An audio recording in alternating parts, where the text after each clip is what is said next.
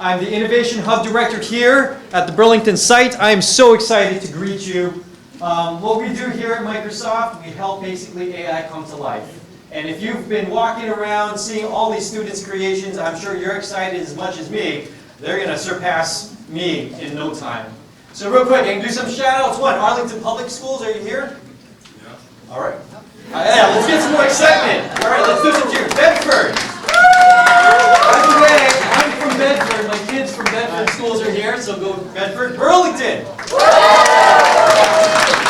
Chelsea, my peeps at Chelsea over there. Thank you. We got Maynard. Yes. Mystic Valley. Revere. And Woburn. Very good. So, anyone guess what this number represents? 2,000. Anyone take a guess? Number 2,000. What is it? Data center. Data center, kind of. Who else? That's a good guess. I'm glad. This is also the year I graduated college. I'm really dating myself. But the idea is we have over 2,000 employees here at Microsoft in Massachusetts. And one of the things that we love is that the education and the innovation that's happening right here is contributing to the tech ecosystem. And it's helping not only Microsoft be successful, but all our customers and you be successful. So I'm really super proud of that. Right? And now speaking of employees, please round of applause. These are the folks from Microsoft.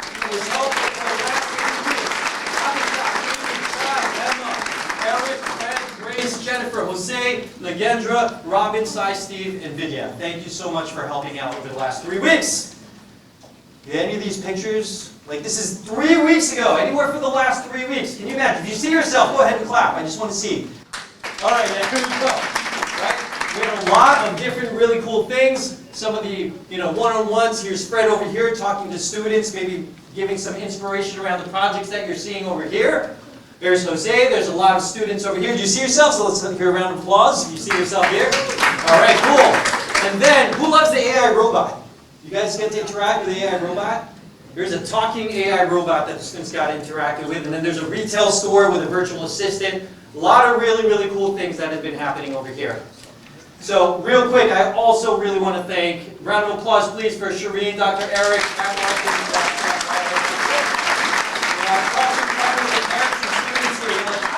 keep this going. Who wants to do more of these? Anyone? So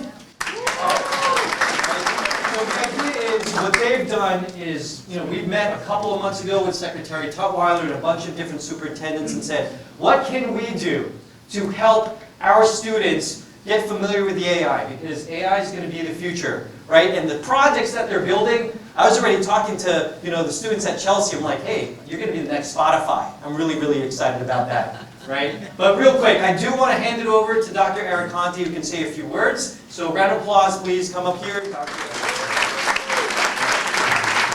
Microphone for him. Cool. Superintendent and G words don't usually go together, so I'll try to be a little bit brief. My fear this morning is we're not going to thank enough people to cover everyone. So please understand, I'm very humbled to be here. I'm extremely grateful. I want to make sure that we thank folks who do this. I want to tell a bit of a story, but the first people I want to thank are the kids for their hard work over the last 3 weeks. I want to thank the parents who trusted us with them. I really want to thank parents. Public schools in Massachusetts work, and they work because of strong connections between families and talented educators. You're going to hear from a talented educator today, from Shireen Terrell. Any of what you're seeing today is sort of because of her efforts and her follow-through. So Shireen, you'll hear from Shireen later. I wanted to make sure I started with that. Lieutenant Governor Driscoll, thank you so much for coming out. Your staff, again, were, I think, playing jokes on me. Her Eminence is here or something. No, they said LG was enough. Ken Gordon, again, our state rep, incredibly supportive. Cindy Friedman, I think there's representatives from her office here, again, incredibly supportive. Everyone who's been here. We have a great relationship in Burlington with our town government, our town administrator, John Denizio, I think, is here. Thanks, John, very much. Megan Dvoychek from the Burlington School Committee. There's also some Burlington parents and Burlington folks who live and work in town and also act as mentors during the school year. So again, thank you all very much. I see Steve Morin, and like I said, I'm going to forget names. Edwin, Amy Sprung from Microsoft.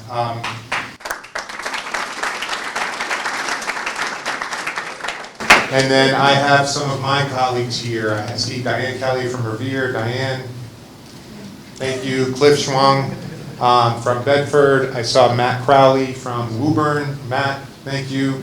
Maureen Ryan from Woburn as well. There she is. Adam Delady from Chelsea. And again, please pass on our best to Elmi. And Liz, I think Holman from Arlington was delayed or couldn't get here. So I think, did I miss anybody? I don't think I did. Again, a few other folks that I want to thank is this is a 4-week program. You're really looking at all they've accomplished after 3. Next week, our students head to UMass Lowell to be introduced to lots of different engineering programs and to eat in the UMass Lowell cafeteria. UMass Lowell to me is a hidden gem. It's a world-class engineering institution that's right in our backyard. And we're seeing more students attend UMass Lowell either through Middlesex Community College with early college opportunities. But it's a great pathway to go there. That relationship in Burlington started with the Ed Alliance and Dr. Jim Samuels, who introduced us to Julie Chen, the provost. Is Dr. Samuels here? Anyway, I want to thank Dr. Samuels for making that UMass Lowell program happen. One of the challenges, again, is with the incredible companies that we are so blessed with to have in the Commonwealth, is they're very supportive of K-12 education, but they don't want to be approached 351 times from 351 superintendents.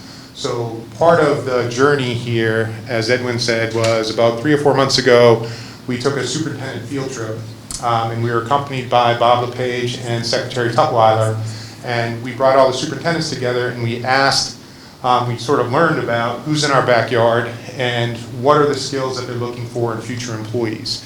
And part of the challenge we face as educators is a lot of what we prioritize is not what they're looking for in future employees. So we have to step back, we need to continue to learn, we need more flexibility because our kids need a personalized education. Sort of the unspoken thing here is some of them are bored in high school with the structure of what they need to do. We just need to get them exposed to, again, the world-class companies that are here, and superintendents need to work together across districts to get them here. And I want to make sure I thank my colleagues for, again, working together to bring students. We have access to kids, and if we can approach generous companies like Microsoft, who are all willing to work with us. Again, Amy, thank you so much for making this a reality. I will leave you, before turning it over to the really important people, with a very brief story. Burlington went 1-to-1. We gave all students computer devices about, 15 years ago. 2000 graduation. You're a young guy, please. And I told this story to Representative Gordon already, but a lot of the rural states were using technology long before some of the more densely populated states. We sent a team from Burlington out to a school district in Iowa to learn about what the positives and negatives were with giving every student a device and sort of looking at curriculum a different way. One of the positives was the students were able to establish relationships with people who were professionals over their devices. So there was expanded mentorships and everything else like that. And I said, oh boy, what a great idea. Who's the company? Let me talk to the company so I can figure out who they are and how this relationship works. Well, the company was about a quarter mile from my office in Burlington, working with school students in Iowa over using technology. And I just kind of felt really like we were missing an opportunity here. So again, to Microsoft, thank you very much. To my colleagues, thank you, and especially to the parents and students. Thank you for all your efforts, and I'm looking forward to hearing about UMass Lowell next week. It is my honor to introduce Lieutenant Governor Driscoll. Thank you so much for making time to be here. We are, again, honored anytime you get to see our kids and see what we're doing, and really appreciate your time.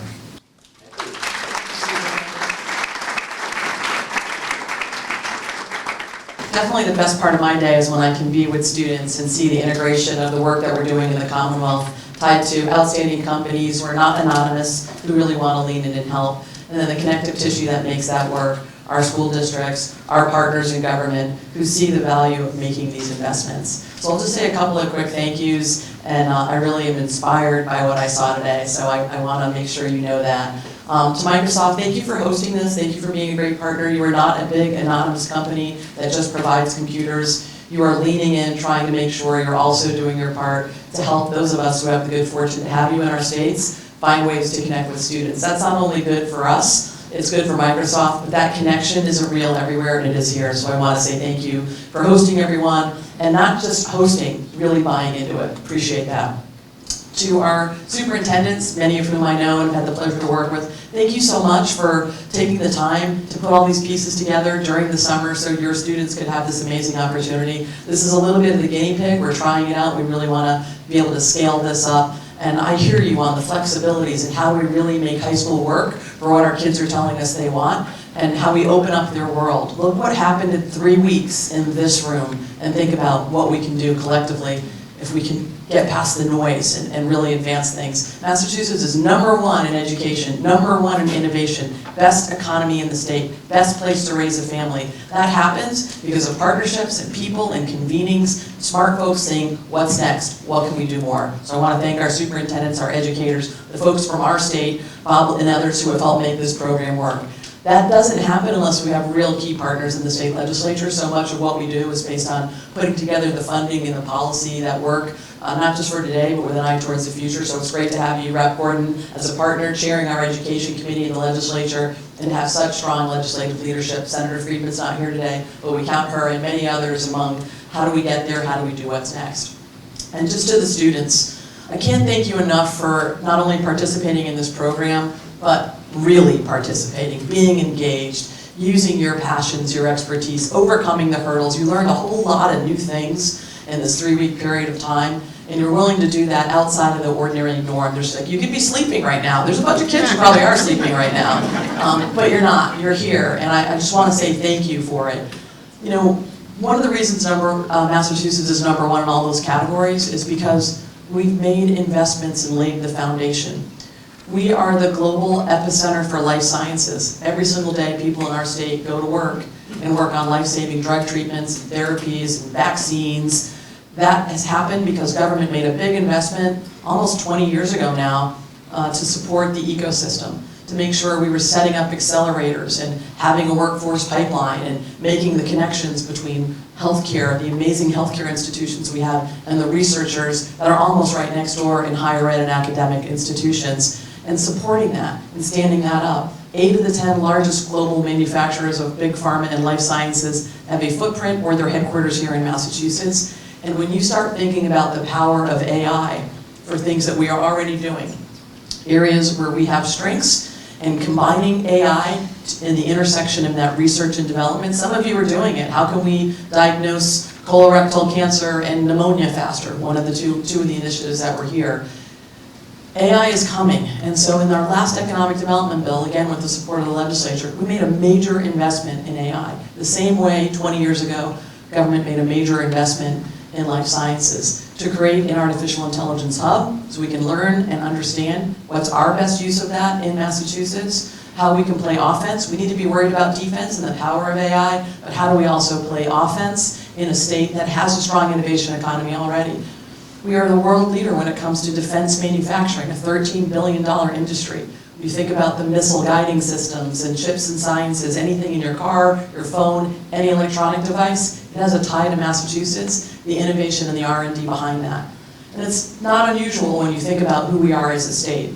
250 years ago, we were like the original disruptors, throwing tea in the harbor when we decided we didn't want to be subjects anymore and wanted to be citizens. And just a few weeks ago, we commemorated the 250th anniversary of Lexington and Concord.